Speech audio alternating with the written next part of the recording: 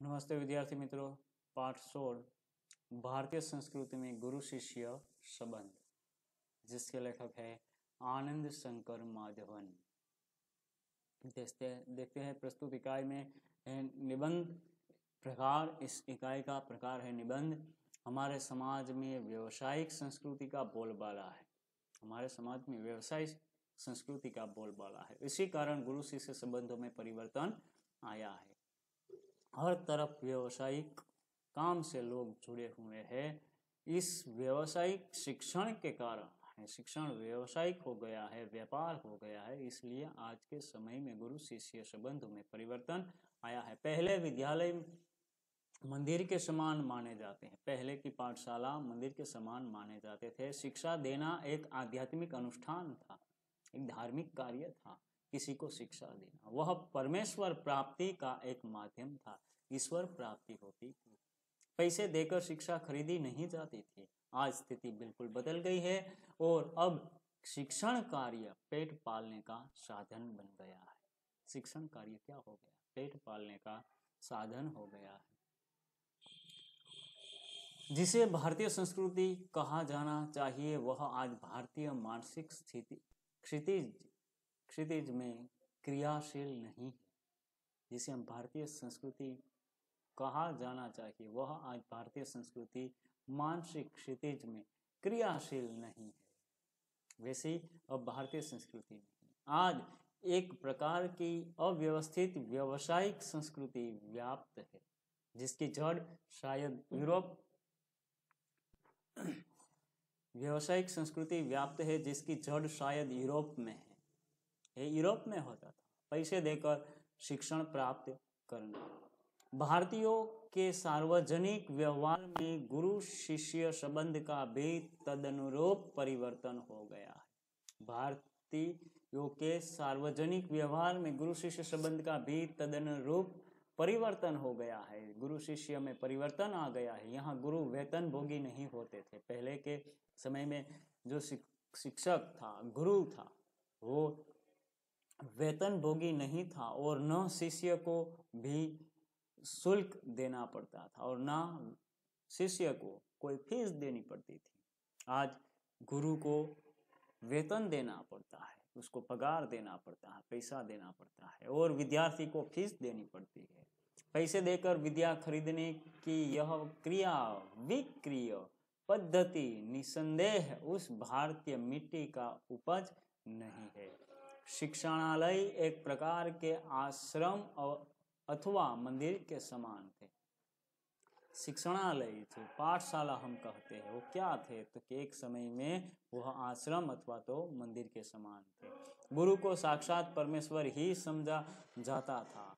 शिष्य पुत्र से अधिक प्रिय होते थे। पहले के समय में पुत्र से भी शिष्य अधिक प्रिय थे। यहाँ समान मिलना ही शक्ति पाने का रहस्य है। आज किसी शिक्षक को ऐसा समान नहीं मिलता क्योंकि परिवर्तन आ गया है। प्राचीन काल में गुरु की शिक्षादान क्रिया उनका आध्यात्मिक अनुष्ठान था। परमेश्वर प्राप्ति उनका एक माध्यम था। वह आज पेट पालने का जरिया बन गई है और आज वह शिक्षण प्रणाली पेट पालने का साधन बन गई है। प्रारंभ में विवेकानंद को भारत में महत्वपूर्ण स्थान प्राप्त नहीं हुआ। विवेकानंद भारत में ही रहते थे, लेकिन प्रारंभ में उसे वो महत्व नहीं मिला। जब उन्होंने अमेरिकन नाम कमा लिया तो भारतवासी दौड़े मालाएं लेकर स्वागत करने। जब अमेरिकन लोगों ने उसे पहचाना, उसे बहुमान दिया, तब जाके भारत के लोग मालाएं लेकर दौड़े, उसका स्वागत किया। ऐसे ही रविंद्रनाथ ठाकुर को भी नोबेल पुरस्कार मिला तो बंगाली लोग दौड़े यह राग आलापते हुए अमादेर ठाकुर कठोर सपूत। हे रविंद्रनाथ ठाकुर, हे हमारे ठाकुर, हे हमारे राजा है। दक्षिण भारत में कुछ समय पहले तक भारतनाट्यम और कथकली को नहीं पूछता था। पहले के समय दक्षिण भारत में भारतनाट्यम और कथकली को कोई महत्व नहीं देता था, पर जब उसे विदेशों में मान मिलने लगा तो आश्चर्य से भारतवासी सोचने लगे, अरे हमारी संस्कृति में इतनी अपूर्व चीजें भी पड़ी थी क्या? यहाँ के लोगों को अपनी खूबसूरती नहीं नजर आती, मगर पराये के सौंदर्य को देखकर मोहित हो जाते हैं। ये भारत के लोग हैं, यहाँ खुद की सौंदर्यता उसे नजर नहीं आती, वो दूसरों की सुंदरता देखकर मोहित हो जाते हैं। जिस देश में ज्ञान पाने के लिए मैक्स मुलर ने जीवन भर प्रार्थना की, यहाँ शिक्षण पाने के लिए मैक्स मुलर ने कहा कि मुझे भारत जाकर शिक्षण प्राप्त करना है, जीवन भर प्रार्थना की, उस देश के निवासी आज जर्मनी और विलायत जाना स्वर्ग जाने जैसा अनुभव कर रहे, और वही भारतवासी विलायत जाने के लिए, वहां शिक्षण पाने के लिए स्वर्ग जैसा अनुभव कर रहे थे। जबकि विदेशी लोग भारत में शिक्षा पाने के लिए जीवन भर प्रार्थना करते थे कि हमको भारत जाकर शिक्षा प्राप्त हो, और भारतवासी विदेश में जाकर शिक्षण प्राप्त करने के लिए स्वर्ग जैसा अनुभव कर रहे हैं। ऐसे लोगों को प्राचीन गुरु शिष्य संबंध की महिमा सुनाना गधे को गणित सिखाने जैसा व्यर्थ प्रयास ही हो सकता है। ऐसे लोग भारत में जो भारत की अमूल्य चीजों को तुच्छ मानते, ऐसे शिष्य को गुरु शिष्य के संबंध की महिमा सुनाना गधे को गणित सिखाने जैसा व्यर्थ प्रयास ही लगता है। एक बार सुप्रसिद्ध भारतीय पहलवान गामा मुंबई आए। उन्होंने विश्व के सारे पहलवानों को कुश्ती में चैलेंज दिया। अखबारों में यह समाचार प्रकाशित होते ही एक पारसी पत्रकार ने उत्सुकतावश उनके निकट पहुंचकर उनसे पूछा, साहब, विश्व के किसी भी पहलवान से लड़ने के लिए आप तैयार हैं तो आप अपने अमुक शिष्य से ही लड़कर विजय प्राप्त करके दिखाओ। गामा आजकल के शिक्षा क्रम में रंगे नहीं थे, इसीलिए उन्होंने इन शब्दों ने हैरान कर दिया।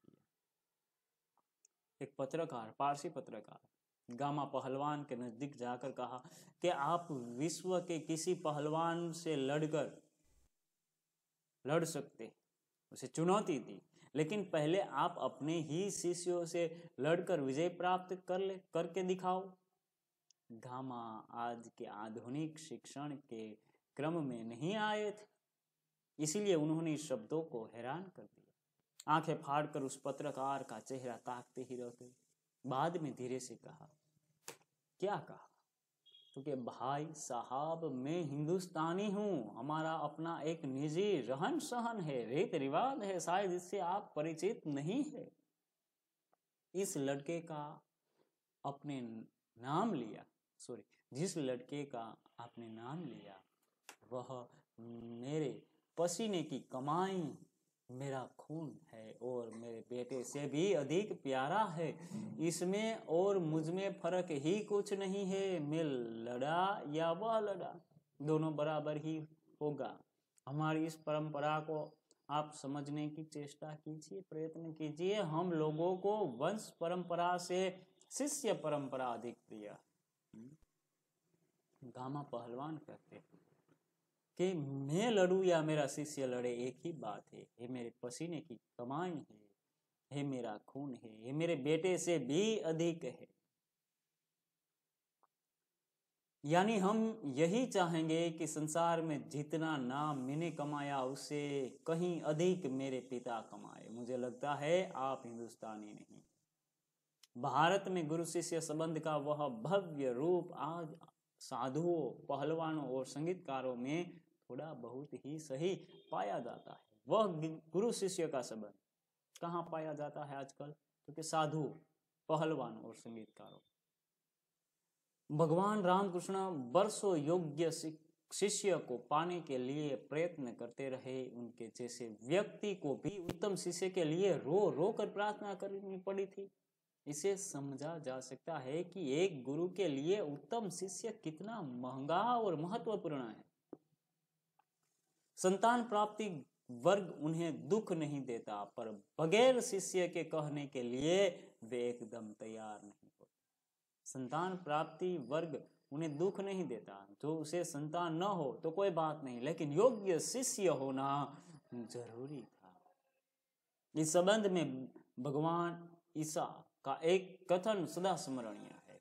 ईसाई का एक कथन है कि उन्होंने कहा था कि मेरे अनुयायी लोग मुझसे कहीं अधिक महान हैं, मेरे शिष्य मुझसे अधिक महान है और उनकी जूतियां होने की योग्यता भी मुझ में नहीं, और मेरे शिष्य जो है वो शिष्य की जूती होना भी मेरी योग्यता नहीं है। क्या बात है! यही बात है, गांधी जी बनने की क्षमता जिनमें है उन्हें गांधी जी अच्छे लगते हैं और वे ही उनके पीछे चलते भी है।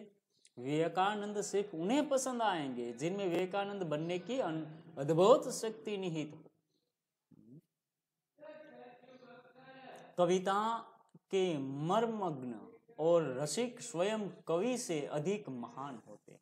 जो कविता के मर्म जानते हो और उसमें रस दाखलते हैं, रस लेते हैं, रसिक स्वयं कवि से अधिक महान होते हैं। संगीत के पागल सुनने वाले ही स्वयं संगीतकार से अधिक संगीत का रसास्वाद करते हैं। यहाँ पूज्य नहीं, पुजारी ही श्रेष्ठ है। भारत देश में क्या है, भगवान को महत्व नहीं दिया जाता है, लेकिन भगवान के जो पुजारी है उसे ज्यादा महत्व देते हैं। यहाँ सम्मान पाने वाले नहीं, सम्मान देने वाले महान। भारत देश में सम्मान पाने वाला महान नहीं है, लेकिन जो सम्मान देने वाला है वो महान है। स्वयं पुष्प में कुछ नहीं है, पुष्प का सौंदर्य उस आने वाले की दृष्टि में है। दुनिया में कुछ नहीं है, जो कुछ भी है हमारी चाह में है, हमारी दृष्टि में है।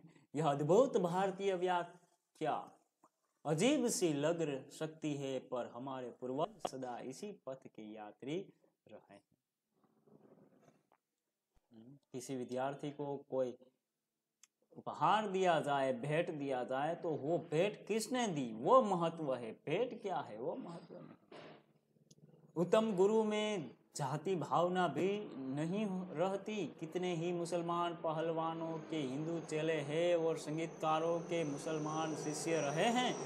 यहाँ परख गुण की, साधना की और प्रतिभा की होती है। भक्ति और श्रद्धा की ही कीमत है, न कि जाति, संप्रदाय, आचार विचार या धर्म की। मुझे क्या लिखाया था एक विद्वान मुसलमान ने, उन्होंने कभी नहीं सोचा कि यह हिंदू है और मुसलमान बनना चाहिए। पुराने जमाने में मौलवी लोग बड़े बड़े रामायणी होते थे और आज देहांतों में भरत मियाँ, रंजीत मियाँ आदि अधिक संख्या में दिखाई देते हैं। उत्तम गुरु में कभी जाति भावना नहीं होती। वो कोई भी जाति के गुरु हो, वो ये नहीं कहते कि तुम हिंदू बनो, तुम मुसलमान बनो, वो जो भी हो। पहले जमाने में बड़े बड़े रामायणी मौलवी थे, इसीलिए तो हमें ये भरत मियाँ और रंजीत मियाँ ऐसे अधिक संख्या में नाम सुनाई पड़ते हैं। आज के गुरु भी सिर्फ सेवा लेने में ही चतुर है। आज के गुरु सेवा लेने में चतुर है, देने में नहीं। उपनिषदों में आचार्यों ने कहा सेवा देने की चीज नहीं, लेने की नहीं। सेवा क्या है? देने की चीज है, सेवा लेने की चीज नहीं। हमें सेवा देनी चाहिए, सेवा लेनी नहीं चाहिए। सेवा लेने के अधिकारी बच्चे हैं। सेवा किसका अधिकार है? तो के सेवा का अधिकार बच्चे, रोगी है, असहाय है और वृद्ध बच्चों और वृद्धों को परमेश्वर का ही वृद्ध और बच्चे को परमेश्वर का ही मूर्त स्वरूप समझ। सेवा रूपी पूजा से उनकी शक्ति को प्रज्वलित करने क्षमता और सहृदयता रखने वाले ज्ञानी और तपस्वी पुरोहित आजकल के गुरु नहीं रह गए। वो फक्त सेवा लेने में मशगूल है। किसी भी देव मंदिर की मूर्ति की शक्ति उतनी मात्रा तक ही संभव है जितनी मात्रा तक उसके पुजारी की भाव पूजा में नैवेद्य भावना भरी रहती। यहाँ ये भगवान कितने महत्व है, तो कि पुजारी की भावना, जो भाव पूजा में नैवेद्य भावना भरी होती है, वो भगवान उतने ही बड़े शक्तिशाली माने जाते हैं। पाठ यहाँ पूर्ण करते हैं। अस्तु।